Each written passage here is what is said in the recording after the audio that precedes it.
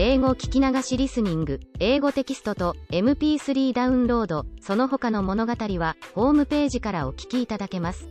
88thpp.com 88thpp.com Chapter 18 Away to the South. Dorothy wept bitterly at the passing of her hope to get home to Kansas again, but when she thought it all over she was glad she had not gone up in a balloon. And she also felt sorry at losing Oz, and so did her companions. The Tin Woodman came to her and said, "Truly I should be ungrateful if I failed to mourn for the man who gave me my lovely heart. I should like to cry a little because Oz is gone, if you will kindly wipe away my tears, so that I shall not rust." With pleasure, she answered and brought a towel at once. Then the Tin Woodman wept for several minutes, and she watched the tears carefully and wiped them away with the towel. When he had finished, he thanked her kindly and oiled himself thoroughly with his jeweled oil can, to guard against mishap. The Scarecrow was now the ruler of the Emerald City, and although he was not a wizard the people were proud of him. For, they said, there is not another city in all the world that is ruled by a stuffed man. And, so far as they knew, they were quite right. The morning after the balloon had gone up with Oz, the four travelers met in the throne room and talked matters over. The Scarecrow sat in the big throne and the others stood respectfully before him.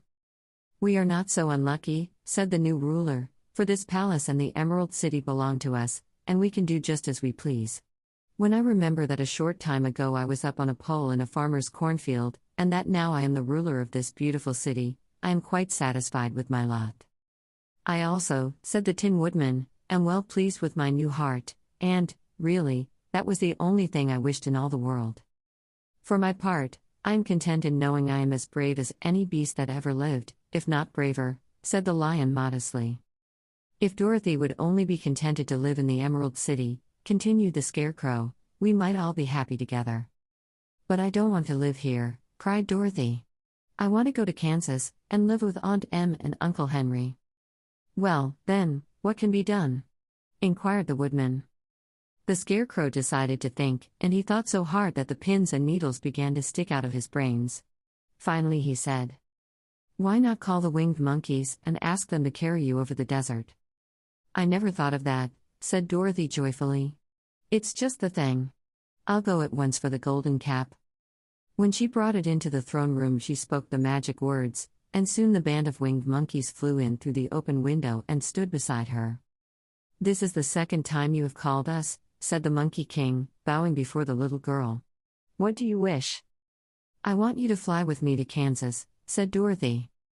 But the Monkey King shook his head. "That cannot be done," he said. "We belong to this country alone and cannot leave it.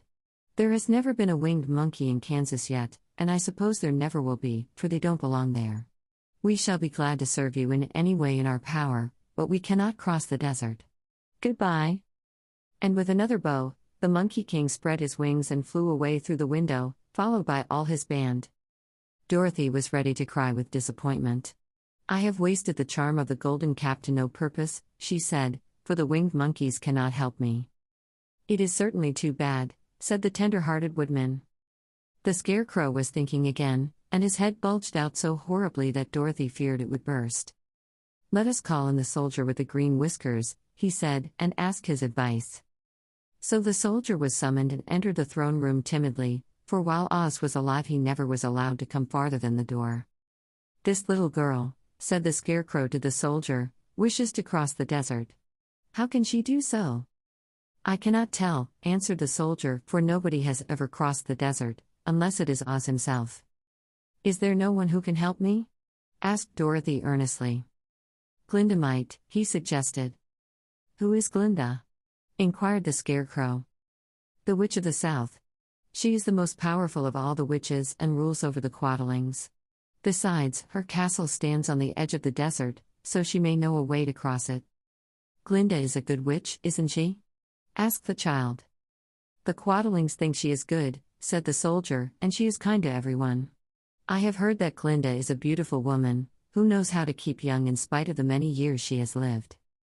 "How can I get to her castle?" asked Dorothy. "The road is straight to the south," he answered, "but it is said to be full of dangers to travelers. There are wild beasts in the woods, and a race of queer men who do not like strangers to cross their country. For this reason none of the Quadlings ever come to the Emerald City. The soldier then left them and the Scarecrow said, "It seems, in spite of dangers, that the best thing Dorothy can do is to travel to the land of the South and ask Glinda to help her. For, of course, if Dorothy stays here she will never get back to Kansas." "You must have been thinking again," remarked the Tin Woodman. "I have," said the Scarecrow.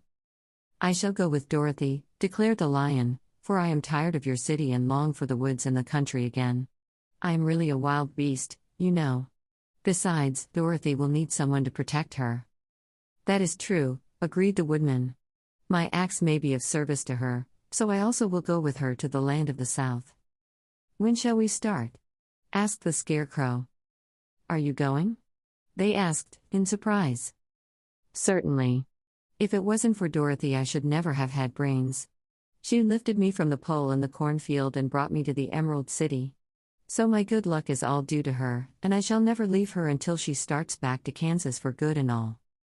"Thank you," said Dorothy gratefully. "You are all very kind to me. But I should like to start as soon as possible." "We shall go tomorrow morning," returned the Scarecrow. "So now let us all get ready, for it will be a long journey." 英語聞き流しリスニング、英語テキストと MP3 ダウンロード、その他の物語はホームページからお聞きいただけます。88thpp.com 88thpp.com